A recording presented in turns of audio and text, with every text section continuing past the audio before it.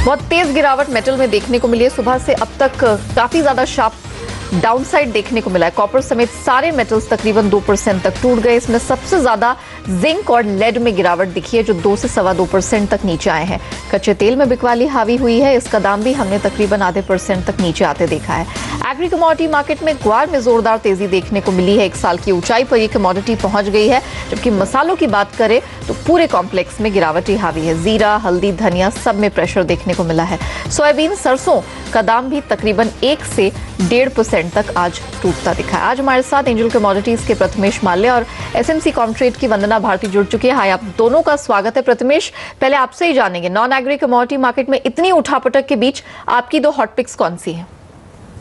देखिए, काफ़ी वोलेटाइल है पिछले कुछ सेशंस में कमोडिटीज़ बाजार, और इसमें बेस मेटल्स काफ़ी हावी होते हुए दिख रहा है। इसका पर्टिकुलर रीज़न ये है कि जीडीपी जो आया है 25 ईयर लो पे चाइना का 6.5, जो काफ़ी एक पुअर नंबर माना जा रहा है। इसी के कारण आपको बेस मेटल्स पे गिरावट देखने को मिल रही है। साथों साथ अगर आप क्रूड में भी देखें तो काफ़ी नीचे की तरफ का ही रुक रहा है। पिछले ट्रेडिंग सेशंस में 3670 के ऊपर जाने की कोशिश कर रहा है, बट हो नहीं पा रहा है।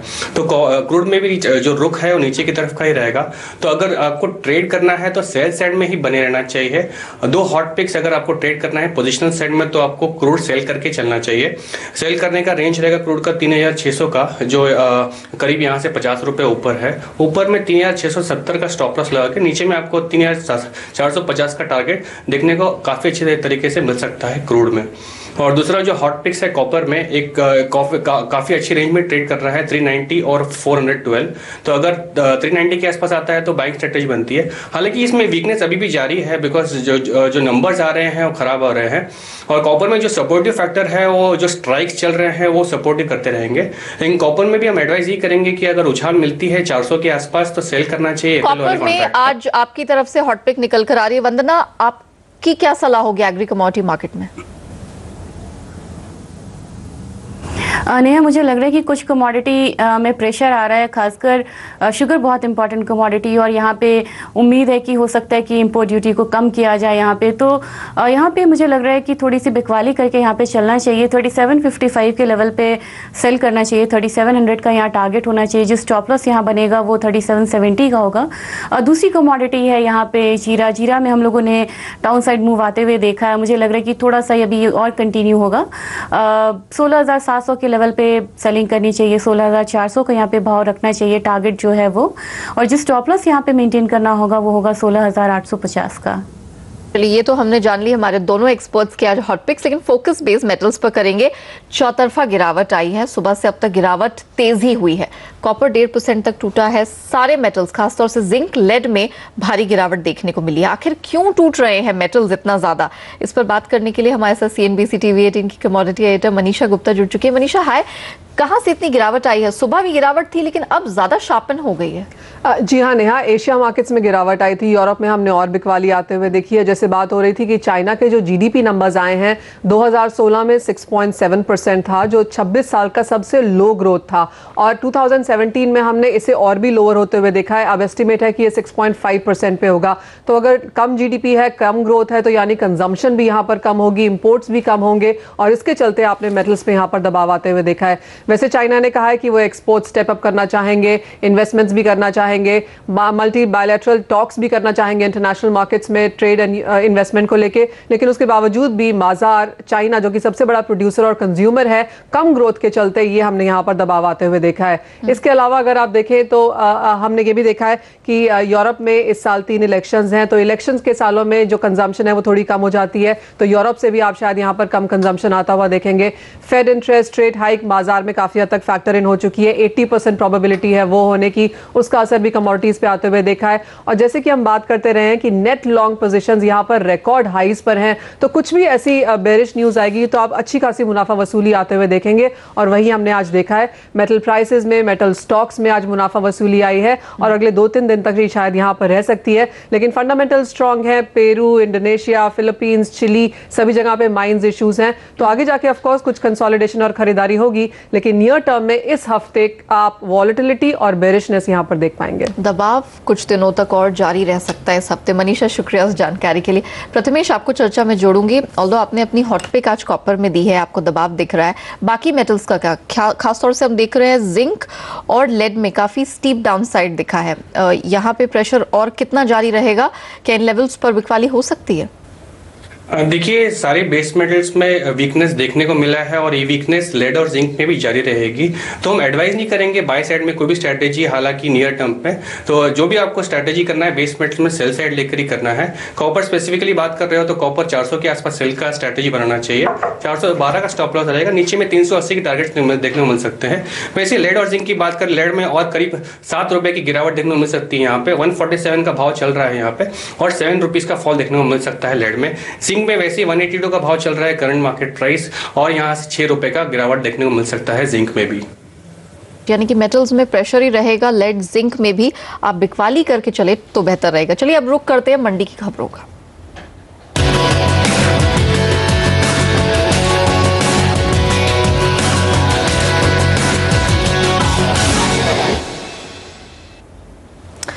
आज एग्री कमोडिटी मार्केट में आप कह सकते हैं एक तरह से आग लग गई है। ग्वार की अगर खास तौर से बात करें, काफी लंबे समय के बाद एक तरफा तेजी आई है इस कमोडिटी में। इसका दाम 1 साल के ऊपरी स्तर पर चला गया है। पिछले 2 महीनों से भी इसमें 20% की तेजी हम लगातार देख चुके हैं। अब दलील ये दी जा रही है कि इस साल राजस्थान में पैदावार 36% कम है। साथ ही अमेरिका में ऑयल रिग्स बढ़ने की वजह से इसकी एक्सपोर्ट डिमांड बढ़ रही है। इस पर विस्तार से बात करने के लिए एसएमसी कॉमट्रेड की वंदना भारती हमारे साथ जुड़ चुकी हैं। वंदना, पहले से ही हम देख रहे हो वन साइडेड अपवर्ड मूवमेंट दिखा है 20% का। क्या अभी भी खरीदारी करने का मौका है? आपको लगता है सेफ होगा इन लेवल्स पर एंट्री करना? नेहा, मुझे लग रहा है कि अगर खरीदारी करने का मौका भी है तो यहाँ पे सेफली यहाँ पे ट्रेड करना होगा, क्योंकि बहुत स्पेकुलेटिव कमोडिटी है और इसके लिए ही जानी जाती है ये। रही बात प्रोडक्शन की, तो प्रोडक्शन वाकई में यहाँ पे कम है। काफ़ी सालों से इसमें निराशा थी।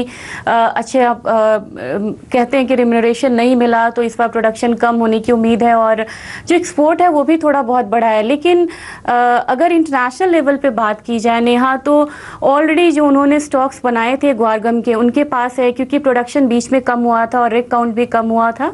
तो जो डिस्कवरीज थी उस पर थोड़ा सा प्राइसेस कम होने की वजह से 2014 से जो प्राइसेस में फॉल आया $100 से $40 का, उसका इम्पैक्ट डेफिनेटली मतलब प्रोडक्शन पे भी आया था। तो मुझे लग रहा है कि बहुत ज़्यादा सॉलिड यहाँ पे कोई प्लेटफॉर्म नहीं है कि यहाँ से अनदर हम 20% का हाइक देखें। लेकिन मुझे लग रहा है कि ओवरऑल ग्वारगम जो है ये एक बुलिश टेरिटरी में रहेगा। सेफली यहाँ पे ट्रेड करना होगा। मैं यहाँ पे फिलहाल सर्किट्स में ये कमोडिटी ट्रेड करती है, चाहे वो अपर सर्किट हो या लोअर सर्किट हो। मैं यहाँ पे वेट करने की थोड़ी सी सलाह दूंगी, और मुझे लग रहा है कि प्राइसेस करीब 82-80 के करीब है, यहाँ पे 8300 के करीब है।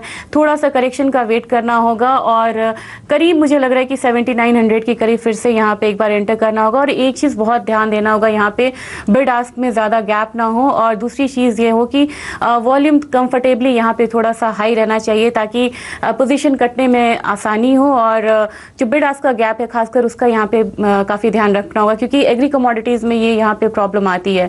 तो मेरे ख्याल से फंडामेंटल्स में डेफिनेटली यहाँ पे इम्प्रूवमेंट हुई है, लेकिन यहाँ से और 20-25% का मुझे रन अप नहीं लग रहा है। तो थोड़ा सा करेक्शन पे यहाँ पे बाय करके चलना चाहिए। जो अपसाइड टारगेट होगा नेहा, मेरे ख्याल से वो 9000 से 9200 का यहाँ पे होना चाहिए इस सीजन में ग्वारगम का। ओके, तो तेजी है लेकिन उस रफ्तार की नहीं जो हमने पिछले 2 महीने में देखी है।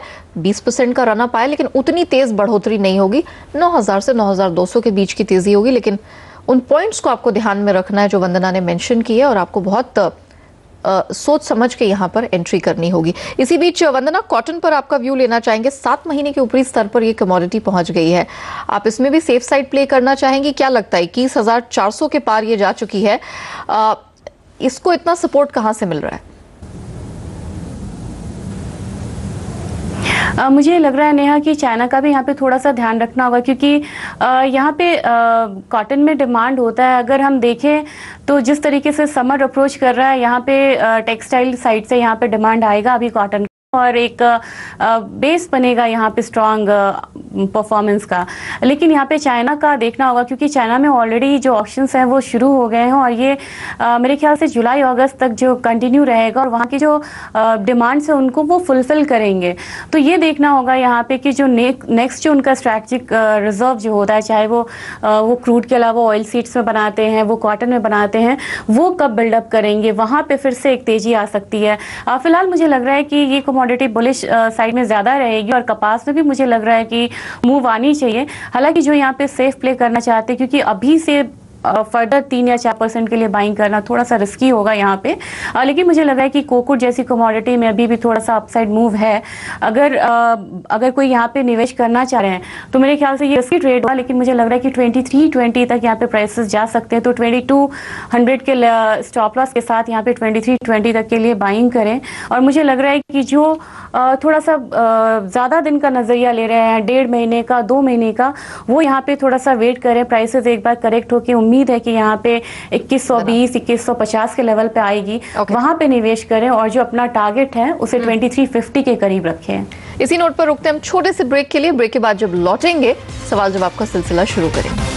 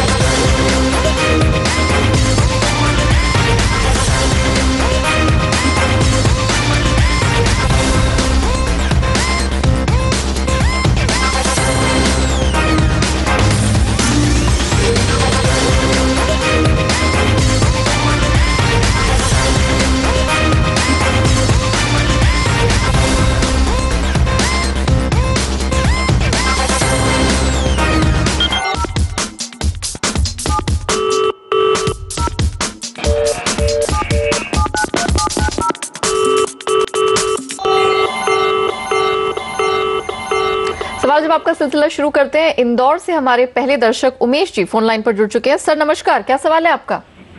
मैम मेरा सवाल है एनजी के ऊपर। हाँ जी। मैंने एक लॉट मैंने एनजी सेल किया हुआ है 185 रुपए 20 पैसे के भाव पे। ये आपने क्या लास्ट वीक सेल किया? हाँ कल किया है मैम। ओके। क्या करेंगे प्रथमेश, क्योंकि आज तो जबरदस्त तेजी देखी, 4.25% ऊपर नेचुरल गैस और 185 पर इन्होंने हाल फिलहाल में सेल कर दिया है। रुकना चाहिए? एक्चुअली तो एग्जिट हो जाना चाहिए, बिकॉज ये अभी पॉजिटिव कतार पर निकल चुका है। तो मैं समझता हूँ कि ये 210 तक पॉसिबल यहाँ पे मोमेंटम देखने को मिल सकता है। हालांकि जो फंडामेंटल फैक्टर्स है वो एग्जैक्टली कोहेरेंस में नहीं है, तो इन दैट केस ये प्योरली जो चलेगा वो स्पेकुलेटिव ही रहेगा और यहाँ से 210 के भाव इजीली आ सकते हैं। तो एडवाइस ये रहेगा कि आपकी जो सेल साइड की पोजीशन वो आप काट दें। ओके, सेल साइड की पोजीशन से फिलहाल निकलने की रिकमेंडेशन है। दिल्ली का रुख करते विक्रम जुड़ चुके हैं हमारे साथ फोन लाइन पर। विक्रम जी नमस्कार, क्या सवाल है आपका? हाँ जी, मेरे मौसम में सवाल है जी। मैंने अप्रैल वाली सेल कर रखी है 2 लाख 1035 पे जी। 1035 पर मेंथा सेल किया है। वंदना, क्या राय रहेगी मेंथा पे? मेंथा में मुझे लग रहा है कि करीब 1045 के करीब प्राइसेस यहाँ पे चल रहे हैं और ये थोड़ा सा एक रेंज में है और मुझे लग रहा है कि प्राइसेस को थोड़ा सा यहाँ पे नीचे आना चाहिए, करीब 1025 का, उस लेवल का यहाँ पे वेट करने का मैं इन्हें सलाह दूंगी, क्योंकि मुझे नहीं लग रहा है कि यहाँ पे स्पॉट मार्केट से कोई बहुत डिमांड निकल के आ रहा है। यहाँ पे कोई स्टॉप लॉस? इन्होंने 1035 पे मेरे ख्याल से सेल किया हुआ है।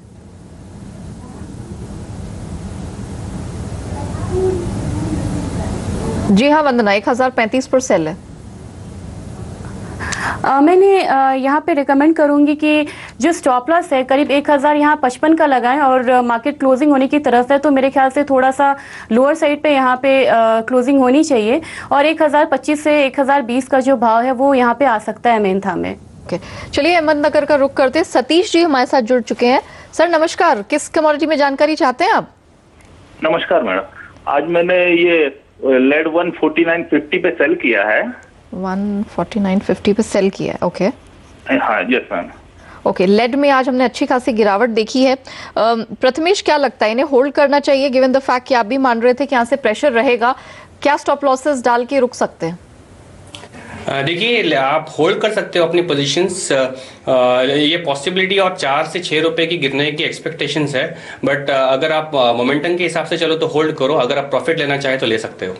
चलिए, तो प्रॉफिट भी ले सकते हैं क्योंकि आप अच्छे खासे मुनाफे पर बैठे हैं, और चाहें तो थोड़ा रुक भी सकते हैं। यहाँ से और 4-6 रुपए की आपको प्रॉफिट मिलेगा। गजानन जी हमारे साथ फोन लाइन पर महाराष्ट्र से जुड़ चुके हैं। सर नमस्कार, पूछिए अपना सवाल।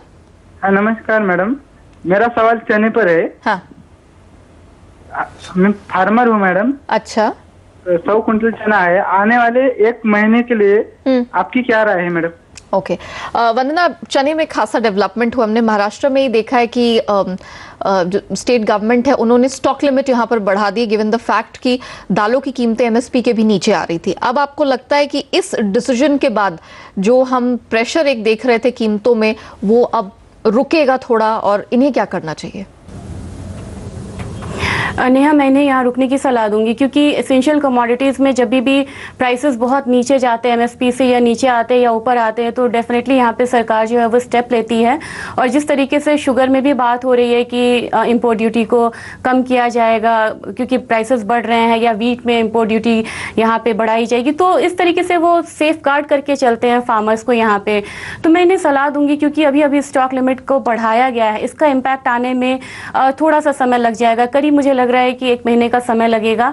और ये फार्मर्स है, हमेशा मैं बोलती हूँ फार्मर्स की जो होल्डिंग कैपेसिटी होती है, उनका अपना छोटा छोटा वेयर हाउस होता है, वो यहाँ सेफली रख सकते हैं। आप यहाँ पे मेरे ख्याल से यहाँ पे आप अभी होल्ड करके रखिए पोजीशन को। मुझे लग रहा है कि चना में नई भी तो मुझे लग रहा है कि 300-350 रुपए तक की जो बढ़त है फिलहाल अभी आ जाएगी इस न्यूज़ के बाद ही। और अगर आप थोड़ा सा होल्डिंग कैपेसिटी को बढ़ाते हैं तो मेरे ख्याल से 500-600 तक की जो बढ़त है वो यहाँ पे चना में आएगी। मैं बहुत ज़्यादा बुलिश नहीं हूँ, लेकिन फिर भी मुझे लग रहा है कि 500-600 तक की जो बढ़त है प्राइसेस में वो आएगी। होल्ड करिए, और प्राइसेस जब ऊपर की साइड आते हैं तो वहाँ पे आप सेल करिए स्पॉट मार्केट में। तो होल्ड करने की, रुकने की यहाँ पर गजानन जी आपके लिए रिकमेंडेशन उन तमाम किसानों के लिए जिनके पास चना है, दाल का स्टॉक है, क्योंकि जो महाराष्ट्र सरकार ने यहाँ स्टॉक लिमिट बढ़ाई है उससे कीमतों में उछाल आने वाले समय में देखने को मिलेगा। चलिए, वक्त हो चला एक छोटे से ब्रेक का। ब्रेक के बाद जब लौटेंगे सवाल जवाब का सिलसिला जारी रहेगा।